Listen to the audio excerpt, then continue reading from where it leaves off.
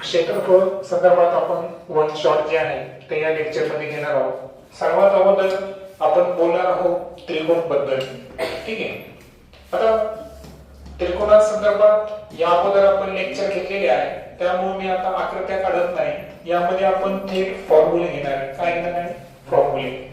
आता एखाद्या त्रिकोणाचा पाया आणि उंची दिली असेल, काय दिली असेल? पाया आणि उंची दिली असेल, तर अशा वेळेस त्रिकोणाचे क्षेत्रफळ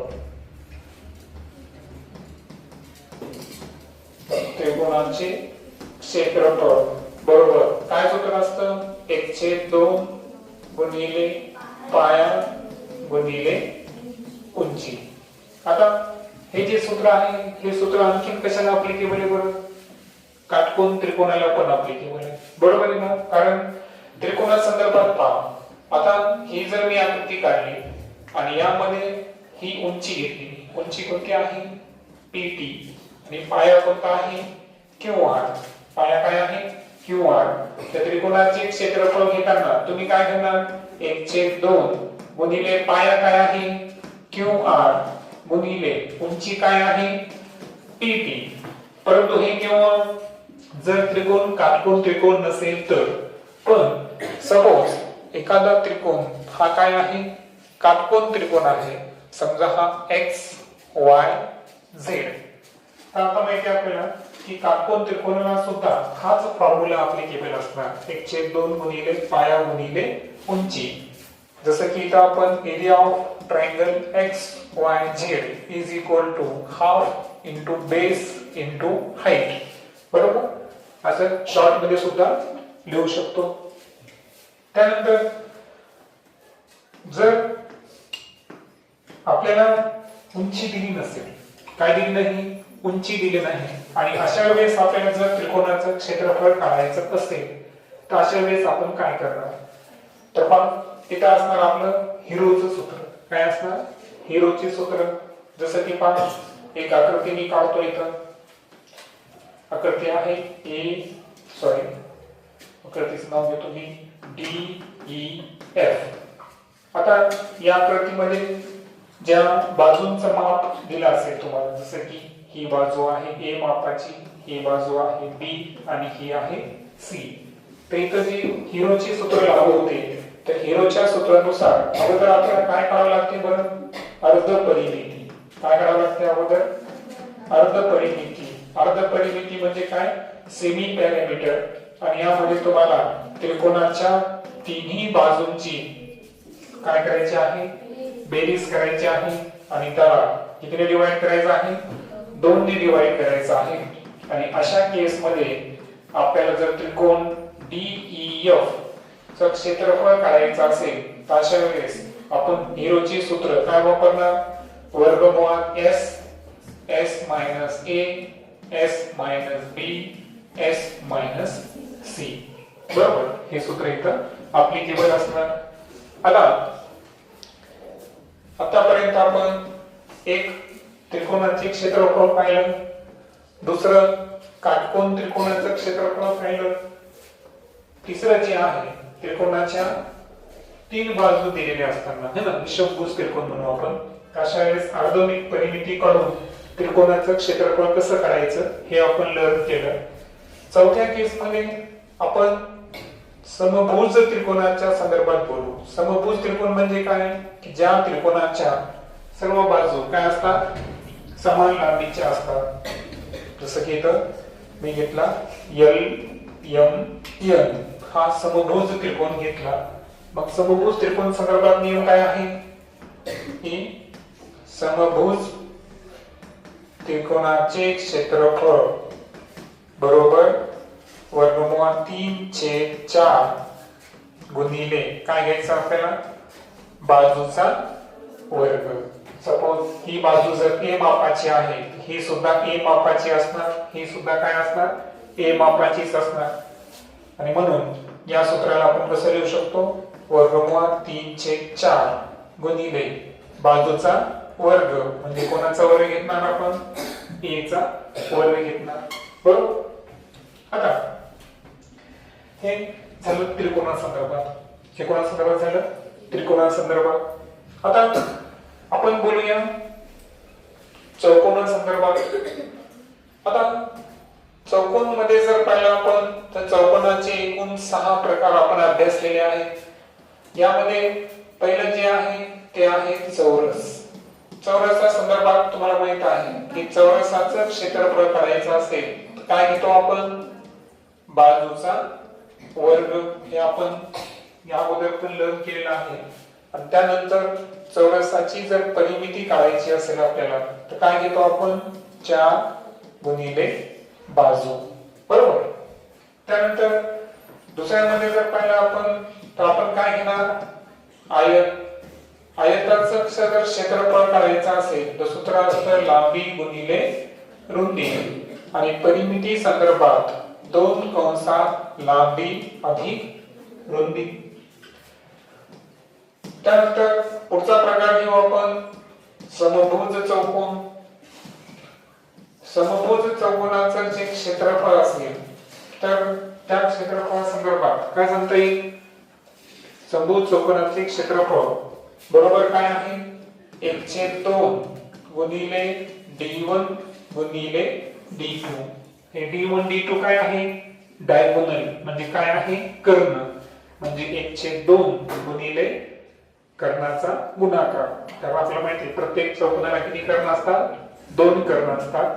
पहिल्या कर्णाची लांबी d1 आणि दुसऱ्याची काय कन्सिडर करायची, d2. त्याला 1/2 न भागितलं की काय निघतं, समभुज चौकोनाचे क्षेत्रफळ. आणि परिमिती जी आहे तर जे सूत्र कोणाचं होतं चौरसाचं ते समभुज चौकोनाचं आहे. समभुज चौकोनाची परिमिती काढायची असेल तर सूत्र काय आहे, 4 गुणिले बाजू. त्यानंतर चौथा आहे समांतरभुज चौकोन. आता समांतरभुज चौकोनाचं जर आपल्याला क्षेत्रफळ काढायचं असेल तर काय आहे, पाया गुणिले उंची, बेस इंटू हाईट. आता समांतरभुज चौकोनाची परिमिती जी आहे तुम्हाला माहिती आहे समोरासमोरील बाजू काय असतात, समान लांबीची असतात. म्हणून याची परिमिती करताना 2 कंसात बेस प्लस हाईट, बरोबर. म्हणजे जसं आयतक असतं तसंच याचं आहे, फक्त इथे लांबी रुंदी असते, सॉरी इथं बेस प्लस हाईट नसणार. तर इथं काय असणार बरं, बेस हाईट बेस असणार परंतु इथं लेंथ पण असणार, ठीक आहे. सो L प्लस बी, कारण हाईट तर जी आहे ती परपेंडिक्युलर असते ना, करेक्ट. सो जे समांतरभुज चौकोन आहे, जसं की सपोज समांतरभुज चौकोन घेतला आपण, ही बाजू L आहे तर ही L, ही B आहे तर ही B, आणि अशी जी परपेंडिक्युलर टाकतो आपण ती काय असते, हाईट असते. म्हणून परिमितीचा उंचीशी काही संबंध आहे का, नाही. तर समांतर आपल्याला सर्व बाजूंची बेरीज घ्यायची आहे. समोरासमोरील बाजू समान असतात म्हणून आयताचा फॉर्म्युला ऍप्लिकेबल केला तरी चालतो. पाचवं जे आहे आपलं ते आहे समलंब चौकोन. समलंब चौकोनाचं क्षेत्रफळ काढताना काय सूत्र लक्षात ठेवायचं, 1/2 गुणिले काय घ्यायचं, समांतर बाजूंची बेरीज गुणिले उंची. आणि परिमिती जी आहे समांतर बाजू समलंब चौकोनामध्ये जवळपास सर्व बाजू भिन्न मापाच्या असतात जवळपास. तर त्यामुळे आपण काय करायचं, सर्व बाजूंची बेरीज असं सूत्र घेऊ शकतो. परिमिती सहसा विचारत नाही समलंब चौकोनची.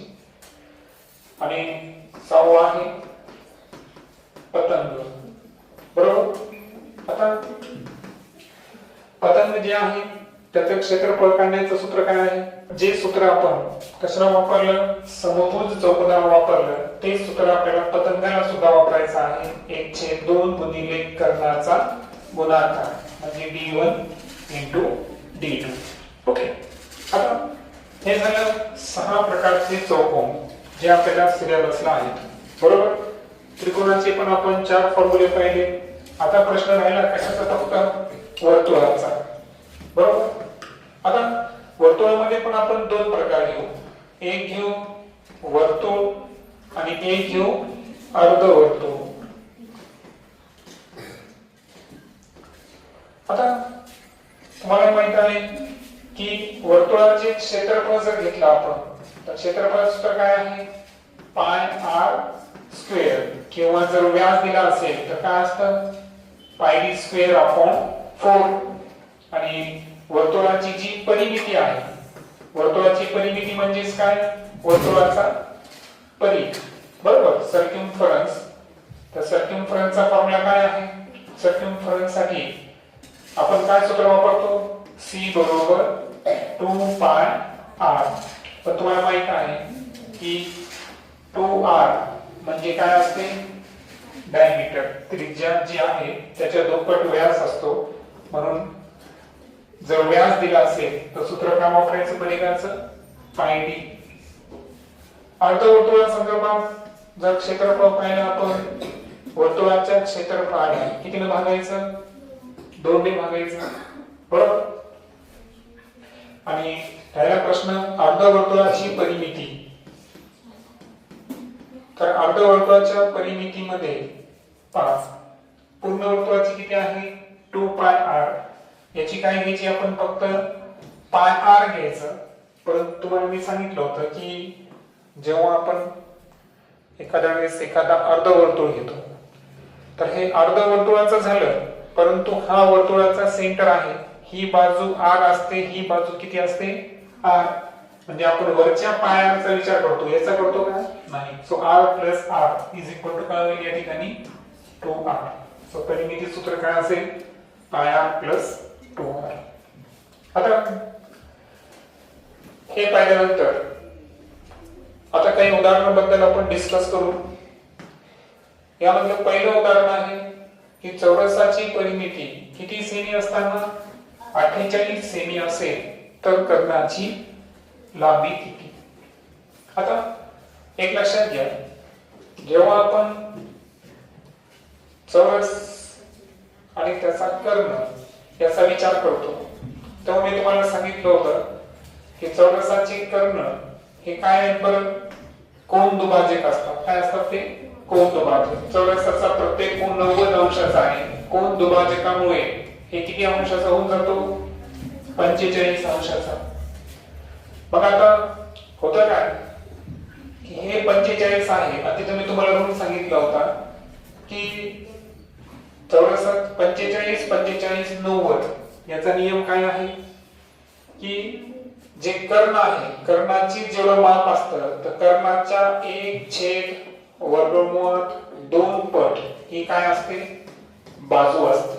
काय असते बाजू असते. म्हणजे मी तुम्हाला सांगितलं होतं कर्ण बरोबर 1/वर्गमूळ 2 गुणिले बाजू. मग आता मला सांगा बाजू बरोबर काय येईल बरं कर्णाला कितीने गुणावं लागेल आपल्याला वर्गमूळ 2 ने गुणावं लागेल, बरोबर. तर हे सूत्र आपण लक्षात ठेवायचं. आता चौरसाची परिमिती आहे 48. मग आता मला सांगा चौरसाच्या परिमितीचं सूत्र काय आहे 4 गुणिले बाजू. अगोदर बाजू काढून घेऊ आपण. बाजू बरोबर काय असेल चौरसाची परिमिती भागिले 4. 48 ला 4 ने भागा उत्तर किती येईल 12 सेमी, बरोबर. मग आता काय करायचं आहे आपल्याला बाजू निघले या ठिकाणी. आता कर्ण काढायचा आहे, बरोबर. आता सॉरी इथे सूत्र चुकलं असेल आपले.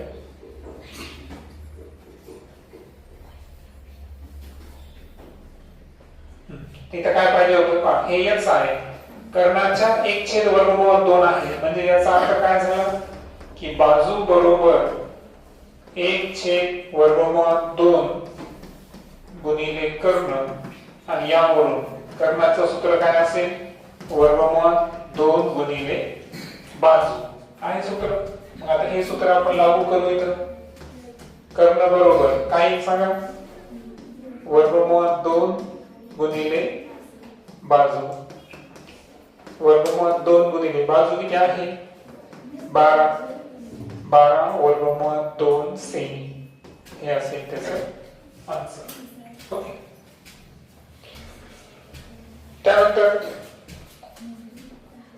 पुढचं जे गणित आहे यामध्ये पी क्यू आर एस हा काय दिला आपल्याला आयत, सी अर्धवर्तुळाचा काय आहे केंद्रबिंदू आणि अर्धवर्तुळाची त्रिज्या किती आहे 7 म्हणजे इथून इथपर्यंतचं अंतर हे किती आहे 7 सेमी.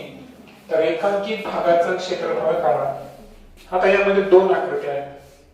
पूर्ण आकृती ही काय आहे आयत. काय आहे आयत. अगोदर आपल्याला आयताचं क्षेत्रफळ काढावं लागेल. त्यानंतर हे जे अर्धवर्तुळ आहे याचा आपल्याला काय काढावं लागेल क्षेत्रफळ काढावं लागेल. आणि रेखांकित भागाचं काढताना आयताच्या क्षेत्रफळामधून रेखांकित भागाच्या अर्धवर्तुळाचं क्षेत्रफळ काय करावं लागेल मायनस करावं लागेल. मग सर्वात अगोदर काय करणार आपण सांगा. कोणाचं क्षेत्रफळ काढणार आयताचे क्षेत्रफळ. आता मला सांगा अर्धवर्तुळाची त्रिज्या किती आहे 7 सेमी बरोबर आहे का. पण माझ्याकडून एक गोष्ट राहिली होती की त्याची क्यूआर आहे ना त्याचं सुद्धा माप किती आहे 7 सेंटीमीटर आहे बरोबर. आता आयताचे क्षेत्रफळ करताना आपल्याला काय सूत्र घ्यावं लागेल लांबी गुणिले रुंदी. आता लांबी घेताना मला सांगा सी काय आहे वर्तुळाचा केंद्रबिंदू आहे म्हणजे जितकं मापाचं सी आर आहे तितक्याच मापाचं काय असणार सीएस. कारण ही सुद्धा अर्धवर्तुळाची त्रिज्या आहे ही सुद्धा अर्धवर्तुळाची त्रिज्या आहे. मग ही बाजू सुद्धा 7 झाली. मग आयताची जी लेंथ आहे 7 आणि 7 किती सेंटीमीटरची असेल 14 सेंटीमीटर. आणि जी रुंदी आहे ती किती आली 7 सेंटीमीटर. मग सांगा 14 गुणिले 7 बरोबर किती असेल 98 चौरस सेंटीमीटर. हे काय झालं आयताचं क्षेत्रफळ. सेकंड याला काय करणार आपण अर्धवर्तुळाचे क्षेत्रफळ सांगा. अर्धवर्तुळाचे क्षेत्रफळ सूत्र काय आहे pi r square upon 2 okay. So सांगा पायची किंमत आता पहा इथं काय आहे बघ त्रिज्या 7 आहे म्हणजे 7 च्या पटीने पायची किंमत किती येणार आपण 22/7 गुणिले r चा वर्ग म्हणजे 7 दोन वेळेस आणि छेदामध्ये काय येणार आपण 2. 7 ला 7 कॅन्सल इथे किती 11 11 7 77 सेंटीमीटरचा वर्ग है ना चौरस सेंटीमीटर. हे कोणाचं क्षेत्रफळ आलं अर्धवर्तुळाचं. तिसऱ्या टप्प्याला काय करायचं आहे रेखांकित भागाचे क्षेत्रफळ. मग रेखांकित करताना पूर्ण आकृती कोणती आहे आयताची. म्हणून आपण काय करणार आयताच्या क्षेत्रफळामधून काय वजा करणार बरं अर्धवर्तुळाचे क्षेत्रफळ वजा करणार.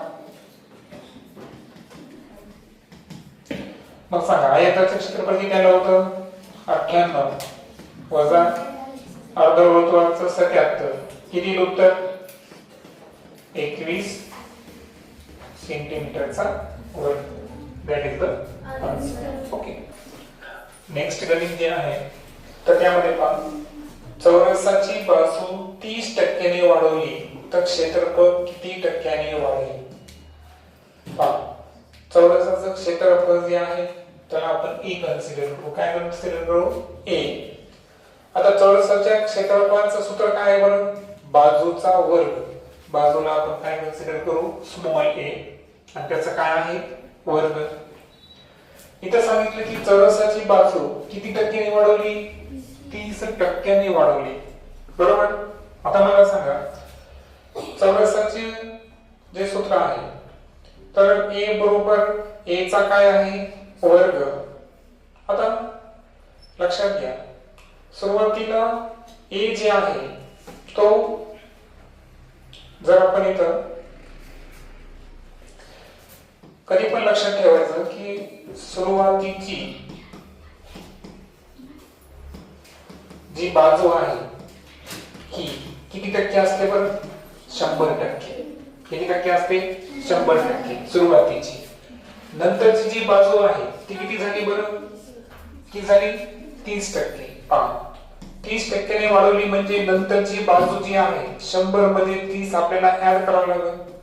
मग सांगा नंतरची बाजू 100% प्लस 30% वाढवली किती टक्के झाली 130%. ही झाली 130%. 130% म्हणजेच 130 म्हणजे किती? 1.3. मग आता मला सांगा a बरोबर काय सूत्र आपलं? a चा वर्ग. बाजू सुरुवातीला 100% होती म्हणजे 1 होती, पण नंतरची बाजू किती टक्के झाली? 130%. म्हणजे किती झालं? 1.3. त्याप्रमाणे सुरुवातीची 1 असेल तर नंतरची झाली 1.3 ने वाढली. म्हणजे सुरुवातीची 1 होती म्हणजे काय होती? a होती. लक्षात घ्या, सुरुवातीची काय होती? 100% गुणिले साईड. बरोबर आहे, साईडचं माप a धरलं आपण. 1 गुणिले a म्हणजे काय होती? सुरुवातीची a होती, नंतर a च्या किती टक्के वाढली? ती 30% वाढली म्हणजे 1.3 a झाली. बरोबर. म्हणून आपण 1.3 a चा काय घेणार इथं? स्क्वेअर. मग सांगा 13 चा वर्ग किती आहे? 169.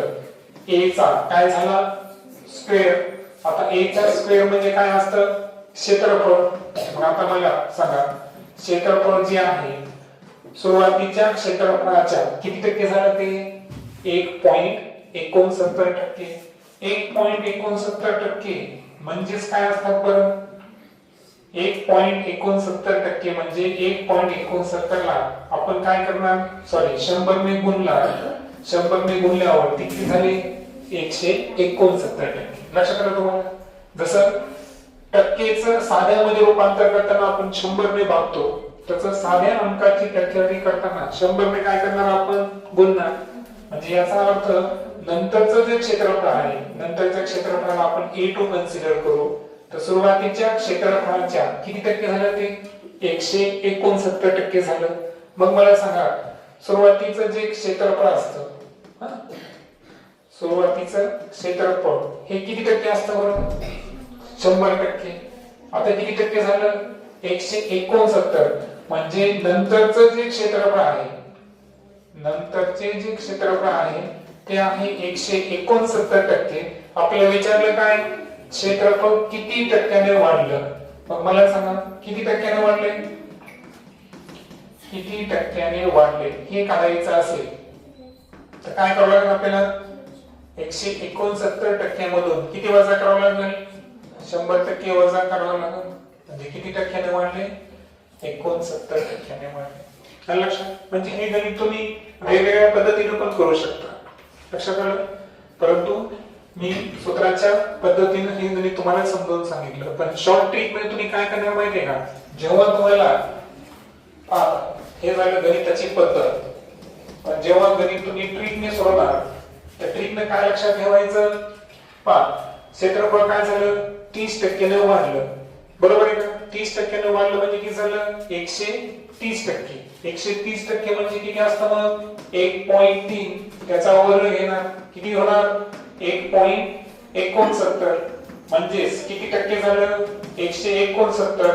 म्हणजे वाढलं किती टक्क्यानं? 69%. लगेचच उत्तर काढता पाहिजे. म्हणजे एवढ्या स्टेप करायची गरज नाही. फक्त एक फॉर्मॅलिटी म्हणून मी तुम्हाला एवढ्या स्टेप सांगितल्या, परंतु एनएमएस मध्ये तुम्हाला डायरेक्ट लक्षात ठेवायचं. आलं लक्षात? समजा तुम्हाला विचारलं की क्षेत्रफळ 40% वाढले. किती टक्क्याने? 40. 4चा वर्ग किती आहे? 4चा वर्ग सॉरी 4चा वर्ग नाही, आता 40 आहे. 40% वाढलं म्हणजे किती टक्के झालं? 140% झाला. 140% झाला म्हणजे याचा अर्थ किती झाला तो? 1.4. 1.4 चा वर्ग किती आहे सांगा? 1.96. म्हणजे किती झालं? 196%. म्हणजे किती टक्क्याने क्षेत्रफळ वाढलं? 96% वाढलं. लक्षात आलं? कमी जर होत असेल, समजा 40% कमी झालं. आता इथं काय झालं होतं? 40% काय झालं होतं? आपण बाजू वाढवली, क्षेत्रफळ किती टक्क्याने वाढलं? 96% वाढलं. आता जर बाजू चौरसाची बाजू आपण 40% काय केली बरं? कमी केली. 40% कमी केली म्हणजे किती टक्के राहिली? 60% राहिली. 60% राहिली म्हणजे किती झाली ती? 0.6. बरोबर? 0.6 झाली. मग 0.6 जे आहेत 0.6 चा करायचं काय आपला वर्ग किती झालं 0.36 म्हणजे किती टक्के झालं ते 36%. 36% शिल्लक राहिली म्हणजे किती टक्क्यानं कमी झाली मग 100 मधून तुम्ही 36 वजा करणार 100 मधून 36 वजा करा किती 64% कमी झाली. लक्षात आलं की चौरसाची बाजू जर आपण 40% कमी केलं तर त्याचं क्षेत्रफळ किती टक्क्यानं कमी होतं 64% कमी होतं म्हणजे शिल्लक किती राहतं फक्त ते 36% शिल्लक राहतं. हे लक्षात म्हणजे असे वेगळे ट्रिकी गणित तुम्हाला विचारले जाऊ शकतात. आता त्रिकोणाच्या 3 बाजू दिल्या 20, 21 आणि 13 सेमी. काय करायचं आहे त्रिकोणाचं क्षेत्रफळ ए बी सी असं कन्सिडर करू. अर्धपरिमिती काय सूत्र आहे तिन्ही बाजूंची बेरीज भागिले 2 किती सांगा किती 54 भागिले 2 बरोबर किती 27. मग एरिया काढायचा असेल त्रिकोणाचं क्षेत्रफळ तर हिरोच्या सूत्रामध्ये काय फॉर्म्युला आहे बरोबर सांगा काय वापरणार 27 मायनस किती करणार अगोदर 20 त्यानंतर 21 त्यानंतर 13 27 गुणिले किती 7 6 त्यानंतर 14. ओके आता सर्वांचं काय करावं आपल्याला गुणाकार करून वर्गमूळ करावं लागेल बरोबर. मग आता काय करणार आपण सांगा साठी 49 बरोबर. त्यानंतर आता एक संत बघा याच्यात काय करायचं आपण सड शोधायचे. काय शोधायचे सड्स म्हणजे वर्ग संख्या शोधायच्या. पहा 14 सती किती होतात बरं 98 बरोबर आहे का 98 वर्ग संख्या आहे का नाही. मग 98 ला काय करू आपण 49 गुणिले 2 लिहू झाले. 14 सती काय होतं 98 यामध्ये वर्ग संख्या शोधली आपण 49 गुणिले 2 अशी फोड लिहिली. त्यानंतर 6 7 42 6 2 12 12 ने 4 किती होतात 16. आता ही वर्ग संख्या म्हणजे ही दोन्हींचा गुणाकार सुद्धा वर्ग संख्या असला पाहिजे. मग 49 गुणिले सांगा 2 2 4 6 2 12 3 सांगा 49 कोणाचं वर्गमूळ आहे 7 324 18 7 8 56 7 1 7 7 5 12 किती आलं जे क्षेत्रफळ आलं. आता हे उत्तर सेमीमध्ये दिलं होतं म्हणजे चौरस सेंटीमीटर किंवा सेंटीमीटरचा वर्ग असं हे आन्सर. लक्षात आलं का म्हणजे वर्गमूळ काढताना मोठ्या संख्येचं वर्गमूळ लक्षात ठेवायची गरज आहे का नाही. तर वर्ग संख्येमध्ये त्याला घेण्याचा तुम्ही काय करायचा प्रयत्न करायचा. त्यानंतर 5वं जे गणित आहे हा त्रिकोण तुम्हाला कोणता दिलेला आहे समभुज त्रिकोण म्हणजे प्रत्येक बाजू किती मापाची आहे 8. एका बाजूवर काय आहे अर्धवर्तुळ तर दोन्हीच्या क्षेत्रफळातील फरक काढा. आता एका याच्यावर अर्धवर्तुळ आहे म्हणजे हा अर्धवर्तुळाचा काय झाला केंद्रबिंदू. पण केंद्रबिंदू जर असेल तर हे माप किती होईल 4 म्हणजे याचा अर्थ 4 ही अर्धवर्तुळाची काय आहे त्रिज्या आणि समभुज त्रिकोणाची बाजू ही किती मापाची आहे 8. मग आता आपल्या दोन्हीच्या क्षेत्रफळातला फरक काढायचा आहे. आता आपल्याला माहित नाही वर्तुळाचं क्षेत्रफळ जास्त आहे का त्रिकोणाचं जास्त आहे. तर दोघांचं काढणार मोठ्या संख्येतून लहान क्षेत्रफळ काय करणार मायनस करणार. अगोदर आपण काय बघणार समभुज त्रिकोणाचे क्षेत्रफळ काय सूत्र आहे वर्गमूळ 3/4 गुणिले बाजूचा वर्ग. सांगा बाजू किती आहे 8 8 चा वर्ग किती आहे 64.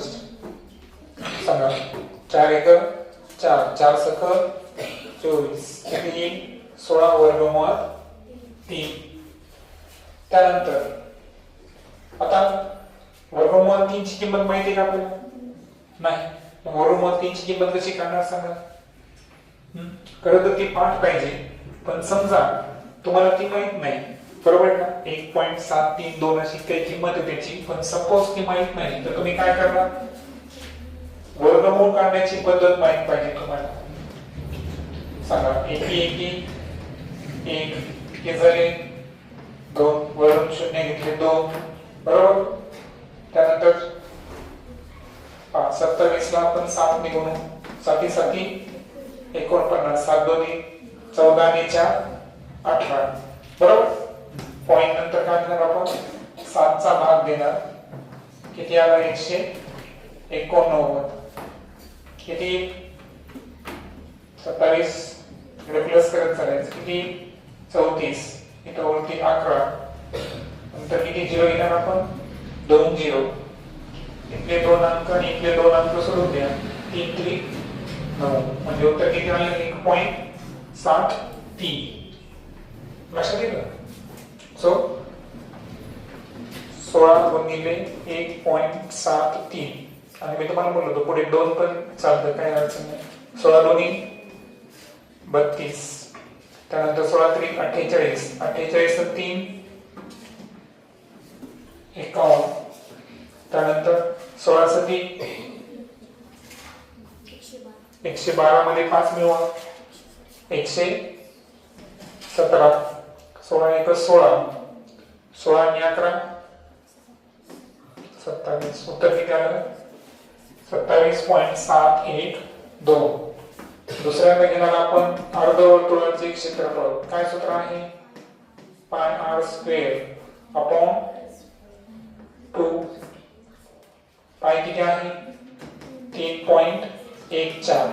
आर चा वर्ग. आर किती सध्या आपल्याकडे? 4. 4 चा वर्ग 16, बरोबर. 2 8 16. चला 8 चौक 32. 8 1 8. 8 3 11. 8 3 24 आणि 25. तर किती आलं? 25.12. मला सांगा क्षेत्रफळ कोणाचं जास्त आलं? समभुज त्रिकोणाचा. आणि म्हणून तिसऱ्यांदा जेव्हा आपण फरक काढू, तर फरक काढताना काय काढलं आपल्याला? समभुज त्रिकोणाच्या क्षेत्रफळामधून काय वजा करणार आपण? अर्धवर्तुळाचे क्षेत्रफळ वजा करणार. 27.712 मधून 25.120 दिलं तरी चालतं. मग सांगा किती? 2 ला 2. 71 मधून 12 गेले. किती राहतील? 59, बरोबर. 27 मधून 25 गेले. किती राहतील? 2. 2.592. हे काय असेल? आता मापन सेंटीमीटर मध्ये आहे, म्हणजे कशामध्ये असेल? चौरस सेंटीमीटर. येते लक्षात? हे जे उत्तर होते आपले हे सेंटीमीटर स्क्वेअर मधले होते. इथे आपण फरक काढलेला आहे. शेवटचे 5 गणित राहिले आपले, ते घेऊन टाकू आपण.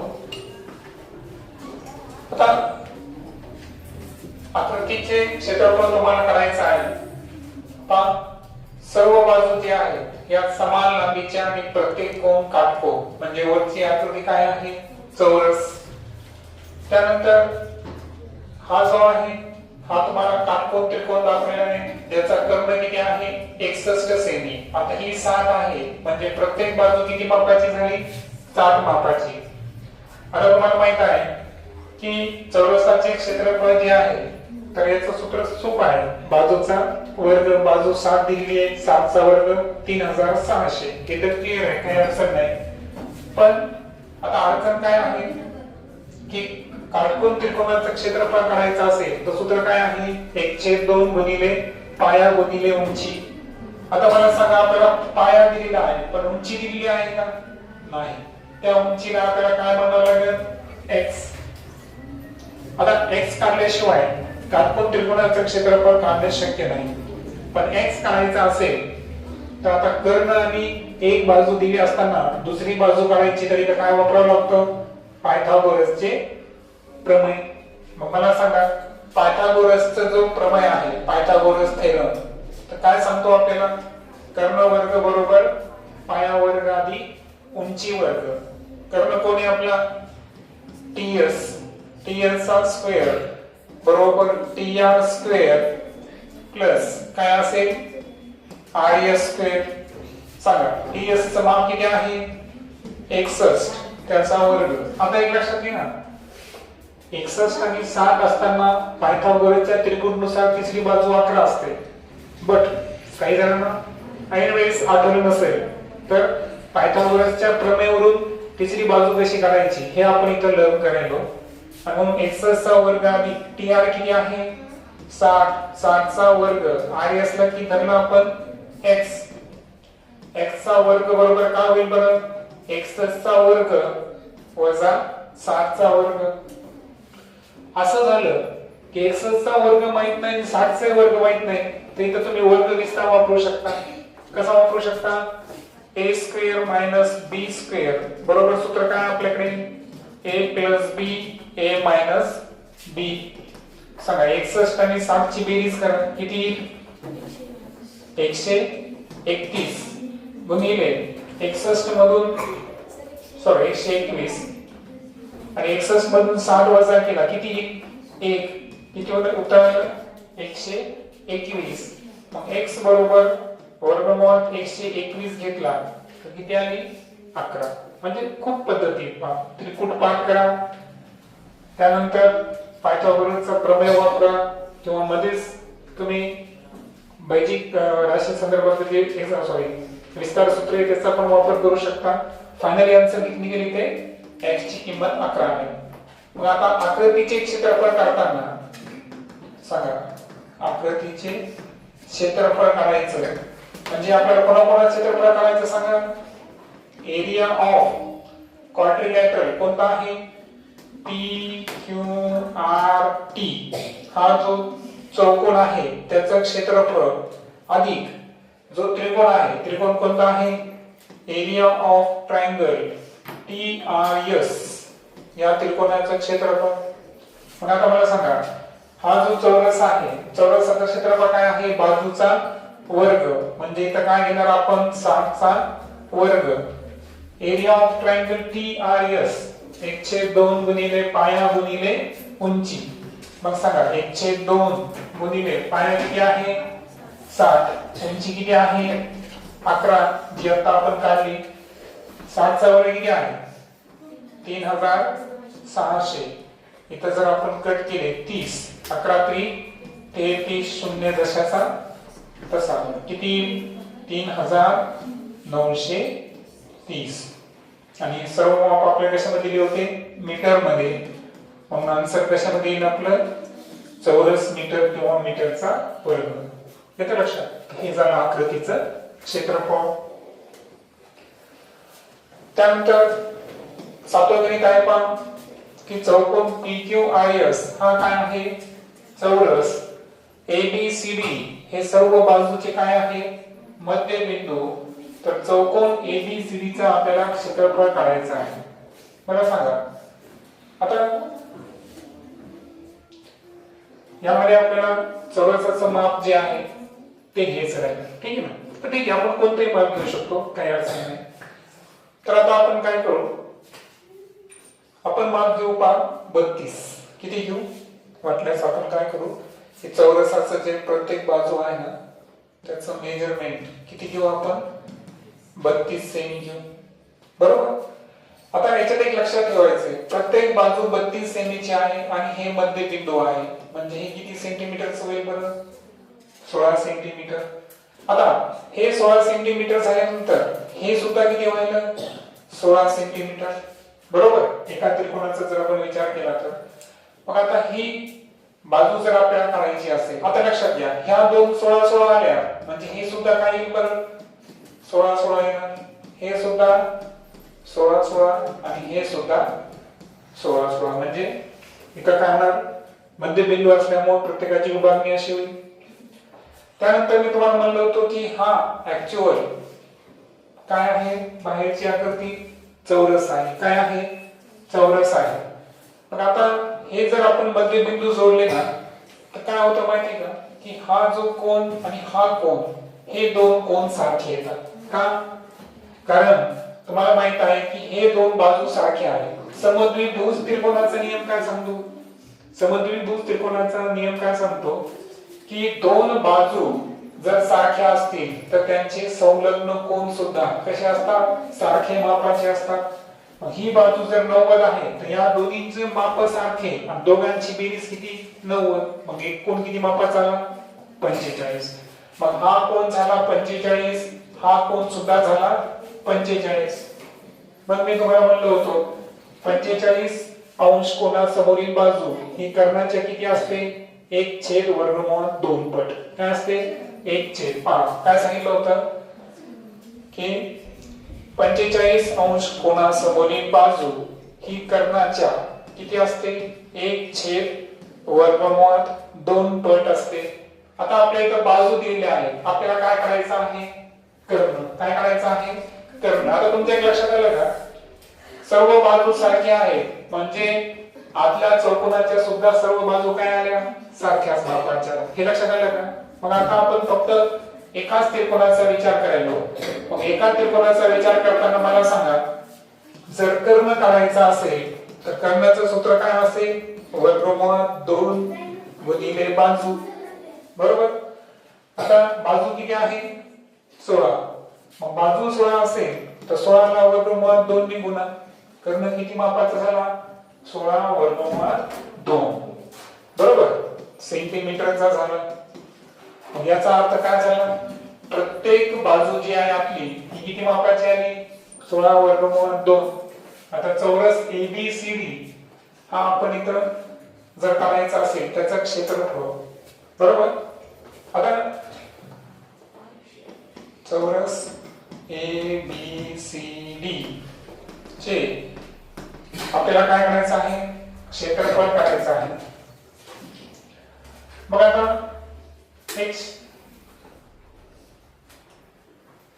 क्षेत्रफळ काढत असताना आपल्याकडे एक गोष्ट सिद्ध झालेली आहे की प्रत्येक बाजू जी आहे ही किती आहे?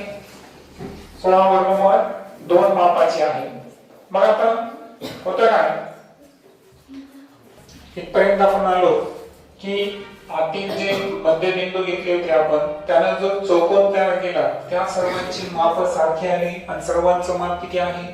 16√2.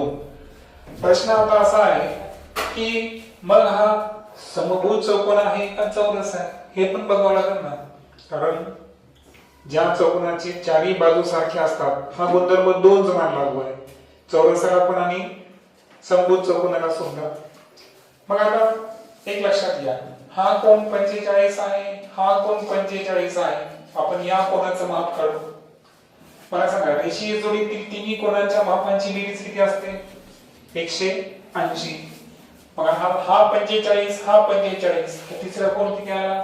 90. याचा अर्थ हा राईट अँगल आहे. सेम पद्धतीनं प्रत्येक कोन 90 अंशाचा आणि प्रत्येक बाजू समान लांबीची. मग आता काय झाला? चौरस. म्हणजे इथे हे कन्फर्म झालं की ABCD हा काय आहे?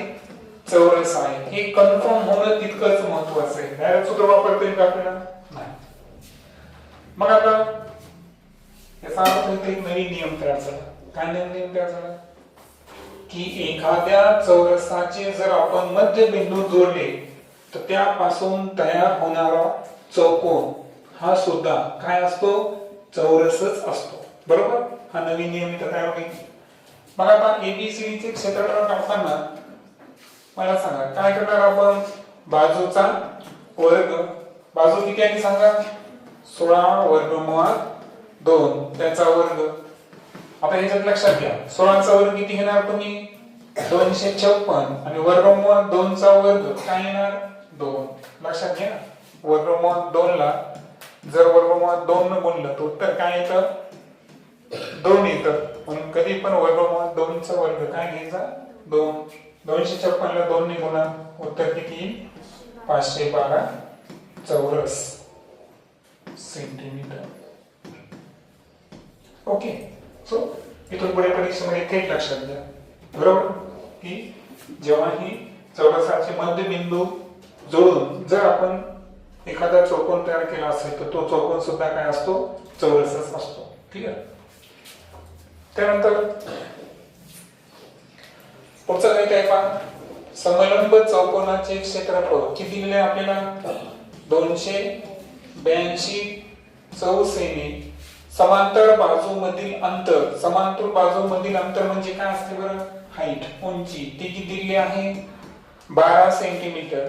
नंतर एक समांतर बाजू, ओके, साइड 1 किती दिली आपल्याला, 15 सेंटीमीटर. आणि आपल्याला दुसरी बाजू म्हणजे काय करायची आहे, साइड 2. पहा, समलंब चौकोन मध्ये तुम्ही काय करायचं, पॅरलल साइडला सोडून द्या, ही आहे साइड 1, सॉरी पॅरलल साइड मध्ये लहानी बाजू काय घ्यायची, S1, दुसरी बाजू काय घ्यायची, S2, आणि उंची काय घ्यायची, H. मग सांगा समलंब चौकोनाचे क्षेत्रफळ काय आहे, 1/2 गुणिले समांतर बाजूंची बेरीज. समांतर बाजूला नाव काय दिलं आपण, S1 S2, आणि गुणिले उंची काय घेतली आपण, H.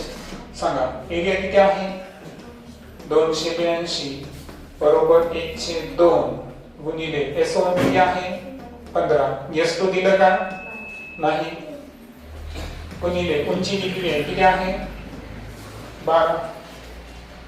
मग आता काय करा, कंसातलं फक्त आपण एका साईडला घेऊ. कंसामध्ये काय सांगा, 15 अधिक S2 बरोबर 2 भागाकारात आहे, 282 सोबत कुठे जातील बरं ते, गुणाकारात. 12 इकडे गुणाकारात आहे, अपोजिट साइडला कुठे जातील, भागाकारात. 2 1 2 सख 24 साई 7 42 बरोबर, साई 24 4 वगैरे साई 7 42. मग आता आपल्याकडे सूत्र आलं, वाटले त्याला रिअरेंज करू आपण. S2 अधिक 15 बरोबर 47. मग S2 काढायचा असेल तर प्लस 15, अपोजिट साइडला काय होतील, मायनस 15. सांगा 7 मधून 5 2, 4 मधून 1 गेला 3. मग जी दुसरी समांतर बाजू होती तिचे माप किती आलं, 32 सेंटीमीटर. ओके. त्यानंतर सेकंड लास्ट गणित आहे, PQRS हा चौरस आहे. समभुज त्रिकोणाचा जो पाया आहे तो किती आहे, 18 सेंटीमीटर. किती आहे, 18 सेंटीमीटर. तर रेखांकित भागाचं काय करायचं आपल्याला, क्षेत्रफळ. मला सांगा, पाया 18 आहे म्हणजे याचा अर्थ चौरसाची प्रत्येक बाजू किती मापाची आहे, 18 मापाची आहे. त्रिकोणाची सुद्धा प्रत्येक बाजू काय आहे, 18 मापाची, कारण त्रिकोण कोणता आहे, समभुज त्रिकोण.